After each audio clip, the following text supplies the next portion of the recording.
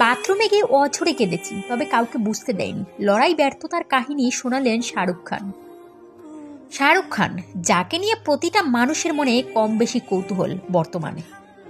অতি সাধারণ পরিবার থেকে উঠে এসে আজ তিনি বলিউডের বাদশা। সাফল্য, নাম, খ্যাতি, অর্থ সবই এখন তার পিছু পিছু ঘুরে। তবে শুধুই কি সাফল্য, ব্যর্থতা কি নেই তার জীবনে? অবশ্যই আছে। ভালো মন্দ দুই মিলেমিশেই তো জীবন। শাহরুখ খানের জন্ম 1965 সালের 2রা নভেম্বর দিল্লি। তাকে ভারতীয় সিনেমার আইকন এবং জনপ্রিয় সংস্কৃতির অবিচ্ছেদ্য অংশ হিসেবে বিবেচনা করা হয়। অর্থনীতিতে স্নাতক ডিগ্রি শেষ করার পর তিনি অভিনয় আসার সিদ্ধান্ত নেন। তার মা লতিফ ফাতেমা খানের মৃত্যুর পর অসহায় হয়ে পড়েছিলেন শাহরুখ খান। মুম্বাইতে চলে আসেন এবং সক্রিয়ভাবে বলিউডের ভূমিকায় কাজ শুরু করেন। 1992 সালে মুক্তিপ্রাপ্ত শাহরুখ খানের প্রথম ছবি দেওয়ানা তাকে প্রচুর খ্যাতি এনে দেয় এবং এরপর আর পিছন ফিরে তাকাতে হয়নি তাকে। পরের কয়েক বছর বাজিকর, বাদশা, বীর যারা, কুচকুচ হোতা হে সহ বেশ কিছু কাল্ট ক্লাসিকে অভিনয় করেন তিনি। তবে তার জীবনের সাফল্যতার পাশাপাশি এসেছে ব্যর্থতাও। শাহরুখ খান যদি কাউকে বলে ফেলেন তিনি বাথরুমে যাচ্ছেন, সকলের মাথায় যে বাজ পড়ে, কারণ তিনি একবার বাথরুমে গেলে আর বের হতে চান না।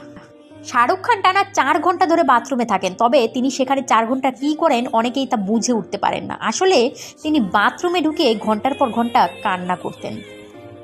জীবনের ব্যর্থতার লড়াই নিয়ে অকপট স্বীকারোক্তি শাহরুখ খানের।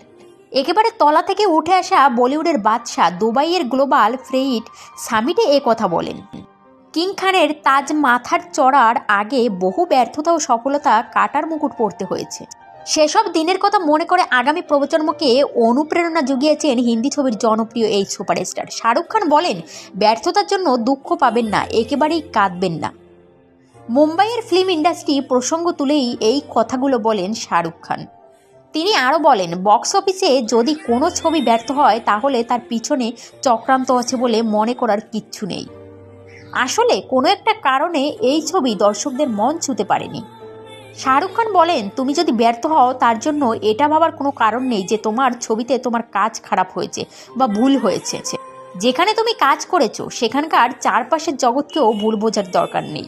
তোমাকে বুঝতে হবে মানুষ কি চায়, কিসে নড়ে চড়ে বসে। যদি আমি দর্শকদের আবেগকে টেনে রাখতে পারি, গোটা ছবির কাজ যতই সুন্দর হোক তা সাফল্যের মুখ দেখবে না। শাহরুখ খান বলেন, আমার ছবি সাফল্য না হলে আমি নিজের কাজের অত্যন্ত কড়া সমালোচক। তখন একথাও বলেন, আমার তখন নিজের উপর খুব ঘৃণা হয়। তখন আমি বাথরুমে ঢুকে খুবই কাঁদি। আমি কারো সামনে প্রকাশ করতে পারি না দুঃখের কথা।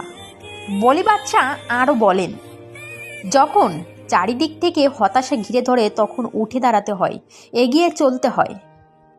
নিজেকেই নিজে বলুন, চুপ করো, উঠে দাঁড়াও এবং হতাশাকে জয় করো। কারণ জীবন চলতে যা হওয়ার আছে তাই জীবনে ঘটবে। তাই জীবনকে দোষারোপ না করে নিজের কাজ করে যেতে হবে।